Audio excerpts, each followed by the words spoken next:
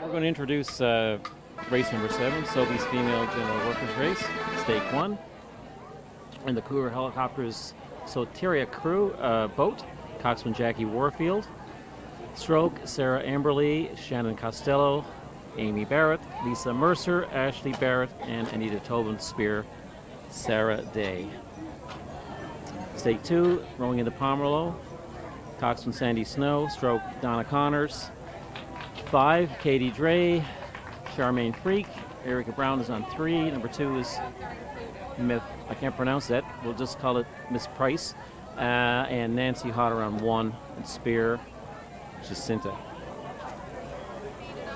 Okay, stake 3, Marco, Jackie Hendricken.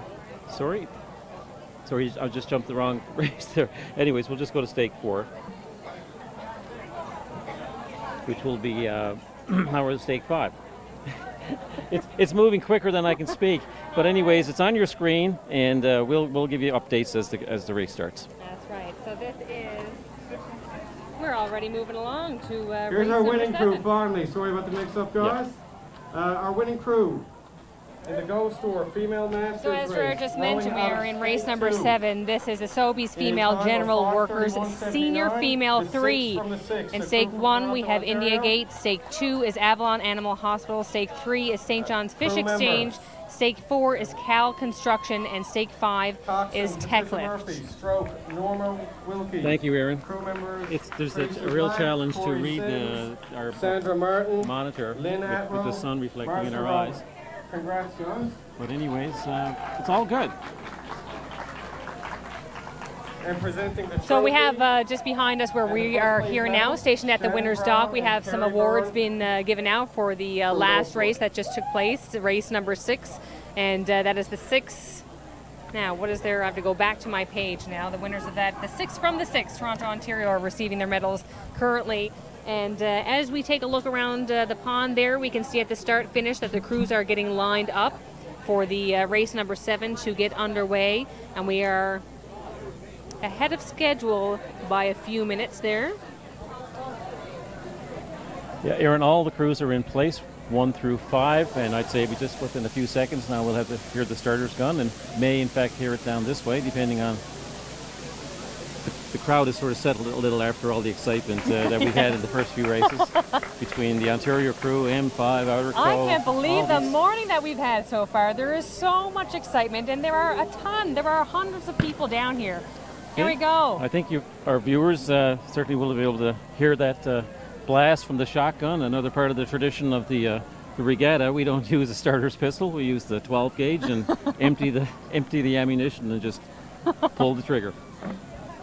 That's the one wonderful thing I think that everybody really cherishes about the regatta is that the traditions surrounding it. I mean, the tradition of the regatta itself throughout the summer for many people here in our community.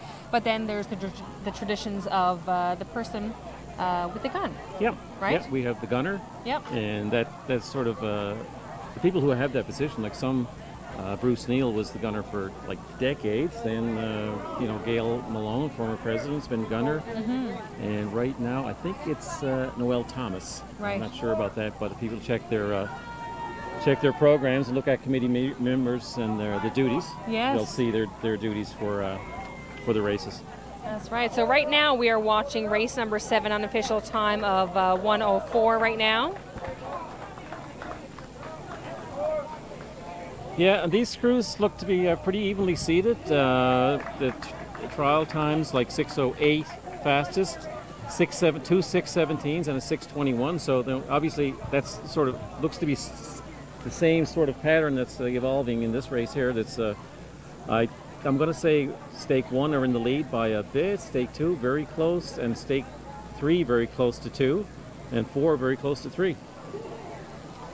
And they're about 140 into the race, so they're about 30 seconds off the turn before they start to hit the rudder to make the turn. Mm-hmm. So it looks like to be another exciting race, like the last one. The last female race was fantastic. They're all we've had wonderful races so far. So if you're about to make your way down to the regatta here at Quidi Vidi Lake, it is a absolutely beautiful day. Beautiful conditions for racing, beautiful conditions for walking around the pond. And as we watch race number 7, they're just heading into their turn right now. Yeah, and it looks to be stake 1, the India Gate Crew. Now that name, they have been very devout sponsors to this regatta for quite a number of years. I'm thinking 15. Every year they have a crew in. It's great that businesses support the crews and the regatta, because like when you have all these sponsors paying for the registration fees, oftentimes they get uniforms. A lot of them pay memberships to fitness clubs for the winter so they can train indoors. So there's a huge. It's more than just the name on the page and on the shirt of the crew. Right. They're very devoted. Right. You know, I think they're proud to be involved and have their name in the regatta. I think that's really how it is. It's like it's just another part of the tradition and culture. And again, it just goes to show in regards to our community and how close this community is in supporting one another. Certainly, this particular event, the Royal St. John's Regatta. Yeah. So we're just looking back at the race here now. It looks like to be a fantastic race. I think the crew on stake 1, the India Gate crew, went into the turn first, but I don't think they're first right now. I think crew St. John's Fish Exchange is possibly in the lead. I'm just going to take a guess, and if as long as the program matches the official record, which it didn't for the last race, we kind of made up some a few mistakes, but it wasn't really our fault. So right now we're watching race number 7, unofficial time of 3:58, and they're just looking to cross the boathouse now. So this is a really good vantage point, certainly for us as we're watching and calling the race here today. Yeah, I haven't seen a race yet today as close as this race. 1, 2, and 3, there is virtually very, very, very little separation. Yeah, it's incredible. Now we're going to see. Very tight.